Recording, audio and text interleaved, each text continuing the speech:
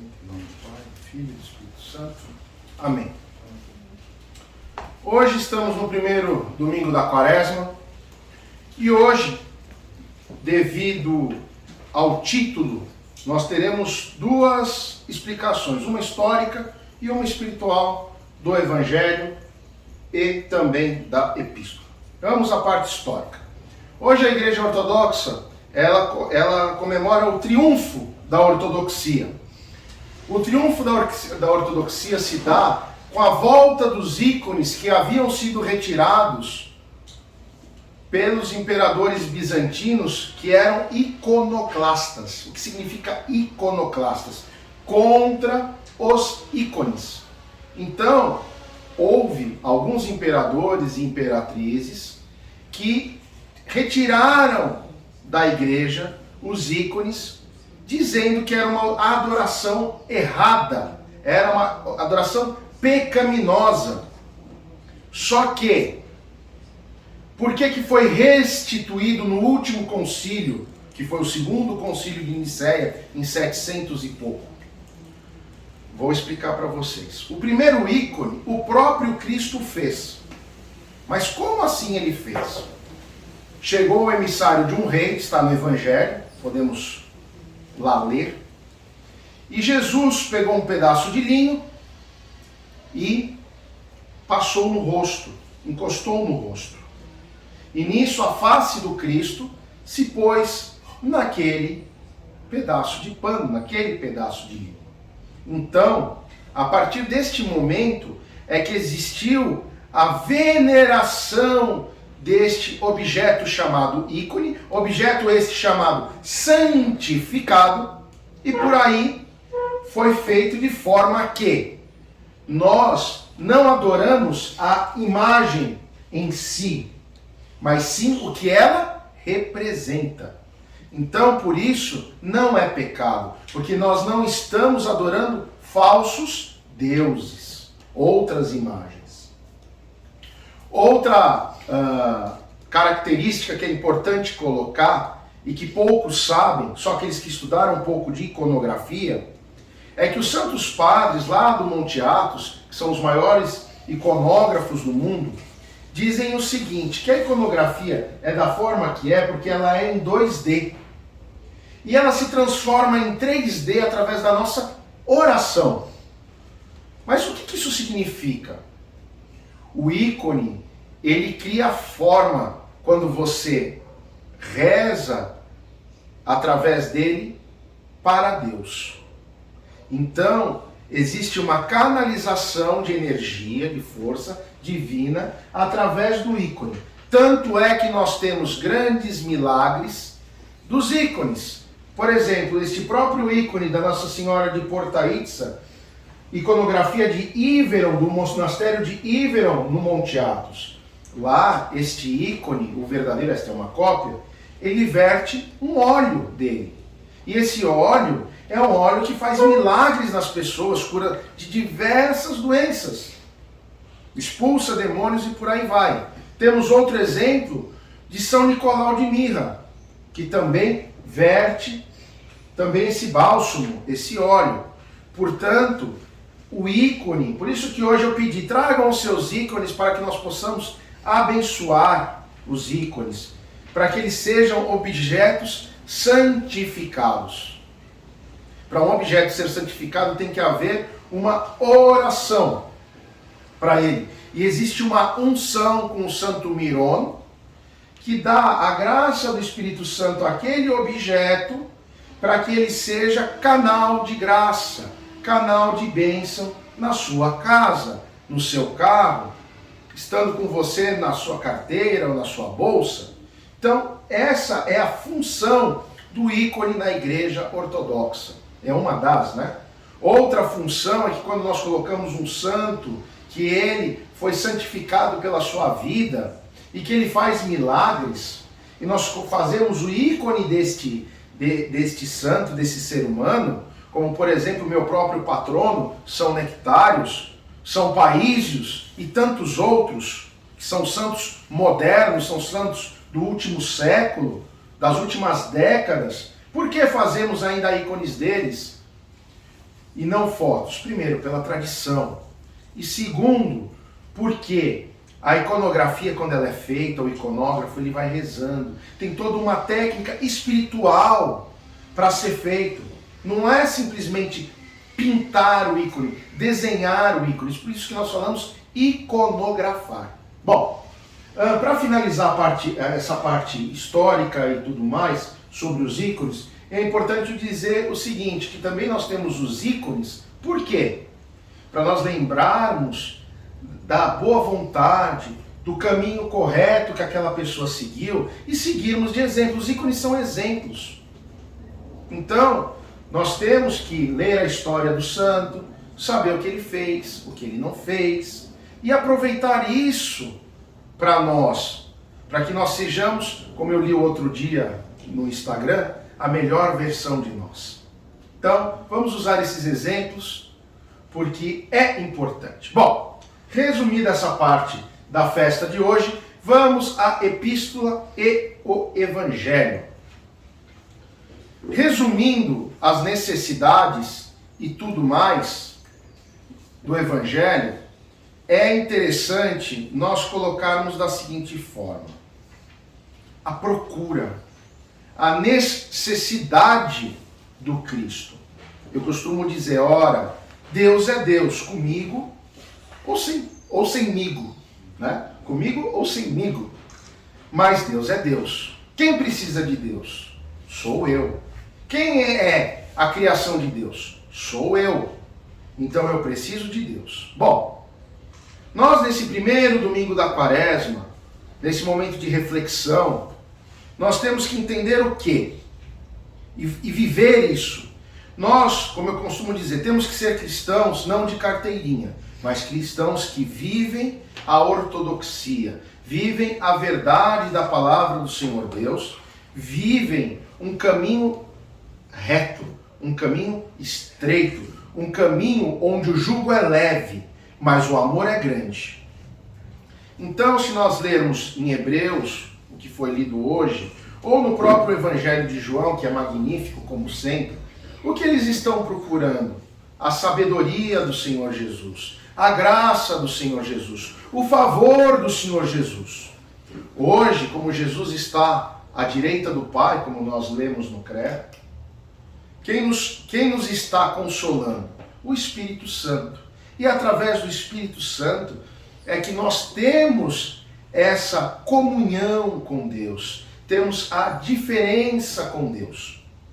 Aí vocês vão perguntar para mim, tá tudo bom, tá tudo maravilhoso, mas eu preciso de uma série de coisas na minha vida, eu estou passando por uma série de dificuldades, enfim, os nossos problemas diários, as nossas lutas diárias, tudo isso. E aonde que esse evangelho, aonde que a quaresma, aonde que todas essas coisas fazem a diferença? O que isso vai fazer diferença para mim? Prática, real, palpável, visível. E aí é onde nós vamos chegar. A fé e a esperança, elas andam no caminho, sempre, juntos. Se você tem a esperança da mudança, a sua fé pega fogo. Essa esperança é dada pelo Espírito Santo. Por isso que a gente tem que estar com o coração preparado diariamente para estar renovando o nosso pacto, a nossa aliança, o nosso amor com o Espírito Santo, terceira pessoa da Trindade. E aí então, neste momento, nós temos a mudança real e palpável. Temos que entender o seguinte: Deus não é um Deus de troca. O diabo é. Ele troca uma coisa por outra, mas depois ele termina cobrando e tirando tudo de você. Mas Jesus não. Ele dá a você o que você necessita. Vamos supor, você quer uma Ferrari. Mas você necessita de uma Ferrari? Não. Você necessita de um Honda. Você não precisa, você quer um carro zero. Mas você necessita de um carro zero? Será que o carro usado não vai te servir tão bem quanto? Muito bom. Então, fazendo essa analogia simples, o que isso significa? Deus não é obrigado a fazer nada por você. Ele faz por você por compaixão. Ele faz por você pelo amor incondicional, que é o que eu falo todo santo domingo.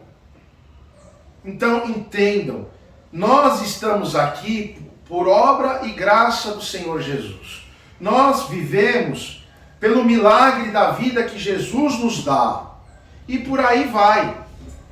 Portanto, queridos, nós temos que pedir ao Senhor Deus o favor dele, a misericórdia dele, o perdão dele. E nesse momento que nós estamos na quaresma, é o que nós temos que chegar a Deus no profundo e no oculto, no silêncio dos nossos quartos e conversar verdadeiramente com Deus, um coração aquecido. Porque Deus conhece o meu coração, o seu coração. Mas Ele quer que nós cheguemos e falemos: Senhor, Tu sabes o que acontece, Tu sabes as nossas necessidades, Tu sabes tudo. E eu estou aqui te rogando, te implorando, para que o Senhor faça a mudança na minha vida, para que você faça a diferença na minha vida, para que você me abençoe. Então, queridos, nós pensando nisso, nós temos a tal da esperança. Porque Deus nos ouve. Pode ter a certeza absoluta que se vocês falam de coração com Deus, Deus nos ouve, Deus nos abençoa, Deus nos ajuda, Deus faz aquilo que nós necessitamos, de verdade. Olha, o Salmo 50 ele fala: tereis um coração contrito e humilhado, esmagarão os ossos, lavar-te-ás e serei mais alvo que a neve. E por aí vai. Esse salmo é maravilhoso, porque ele mostra pra gente o quê? Como que a gente tem que ser com o Cristo. O Cristo lá em Mateus, nos últimos capítulos, ele fala uma série de coisas, e dentre delas, ele fala algo muito interessante, que ele não está interessado nos holocaustos, nem nos sacrifícios dos judeus, mas ele está interessado no teu coração. Então, a partir do momento que você realmente abre o teu coração para o Cristo, para Jesus, de uma forma como Pai, como aquele que vai te segurar no colo, a coisa muda. A mudança é imediata. É uma mudança de modo de agir, de modo de pensar, de modo de se expressar, de modo de conviver. Então, amados, creio que cada um aqui que vem à casa do Senhor Deus Todo-Poderoso, que esta é uma pequena casa de oração, vem atrás disso, dessa comunhão, vem atrás da diferença. E aí, quando a gente tem a diferença, o nosso financeiro melhora, o nosso coração melhora, o nosso convívio com o nosso esposo, com a nossa esposa melhora, e por aí vai. Por quê? Porque você está repleto do Espírito Santo. E as coisas se modificam, porque a luz e a sombra não se misturam. E a partir do momento que você está na luz, você está no fogo do Espírito Santo, o que acontece? A mudança. Porque tudo que é errado, tudo que é ruim vai queimando, vai destruindo, vai se afastando de você. O demônio não pode, ele não aguenta, ele não suporta o brilho do Espírito Santo dentro dos nossos corações. Nós somos casa do Espírito Santo, somos templo do Espírito Santo. Não sou eu quem diga, não diz, é a Bíblia quem fala, são as Sagradas Escrituras. Então, esse momento da quaresma serve para quê? Para fazer uma bela de uma faxina, de cima a baixo, de um lado ao outro, de trás para frente e de frente para trás, em você. Tirar aqueles pensamentos, se apaziguar com o seu próximo, resolver os seus problemas com os outros, para essa energia maravilhosa do Cristo, do Espírito Santo, poder agir nos nossos corações. Agir e fazer a diferença. E com isso, as portas, nós no começo da missa rezamos assim: abre-nos a porta da misericórdia, ó Mãe de Deus, que é a nossa advogada junto ao Cristo, é a mãe de todos nós. Porque entre todas as mulheres de todos os tempos, do começo ao fim do mundo, ela deu a vida ao Salvador. Então, amados, vamos pensar nesse coração bonito, lindo que nós temos, que o Espírito Santo faça casa, que as coisas mudem, que a harmonia prevaleça na casa de cada um de vocês, que aquele que está em contenda com vocês entenda e enxergue a sua mudança e sejamos alegres nessa quaresma. O tempo é de pensar na quaresma, mas todos esquecem de falar algo importante. É tempo de agir como cristão. Mostre, eu sou um cristão ortodoxo, eu estou fazendo a quaresma, e fale para o outro, sabe por que a quaresma na minha igreja é linda? Por causa disso, disso, disso e disso. Nós temos cada domingo algo diferente e as coisas vão modificando. Está na hora de fazer uma transmutação, uma modificação em nós nessa quaresma. Para quando a gente chegar lá na Páscoa, no dia 16 de abril, e ver o Cristo ressurreto de novo, né? Que a gente fale aquele Christos anesti, aquele Cristo ressuscitou, que não é só o Cristo que ressuscitou, nós ressuscitamos no Cristo. Entendem a diferença? Porque nós nos modificamos e com isso nossa comunhão, nós vamos estar cada vez mais, cada domingo que passa, se você vai seguindo, você vai estar mais perto do Cristo, mais perto do amor do Cristo. E hoje eu estou feliz porque eu tenho crianças na igreja, que é o futuro, e como disse o próprio Cristo, deixa vir a mim as criancinhas, porque delas é o reino dos céus, e da boca delas sai apenas a verdade, não existe mal. Então louvado seja Deus pelas nossas próximas gerações, que estão se formando, que estão crescendo, e que cabe a cada um de nós colocar no coração dessas crianças esse amor do Cristo. Deus abençoe a todos, que seja um primeiro domingo de quaresma de transmutação, de bênção e de alegria na vida de cada um de vocês, né? Logo, logo vamos rezar pela nossa querida Dona May. E vamos em frente.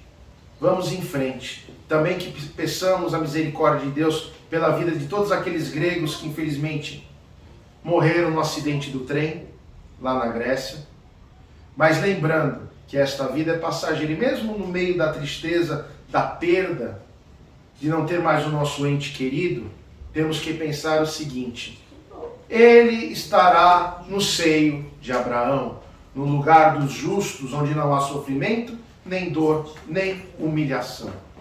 E junto do nosso amado Deus e Senhor Jesus Cristo, pela eternidade, onde realmente é a vida que nos interessa, é a justa recompensa para aquele que quer fazer parte do corpo de Cristo. Deus abençoe a todos.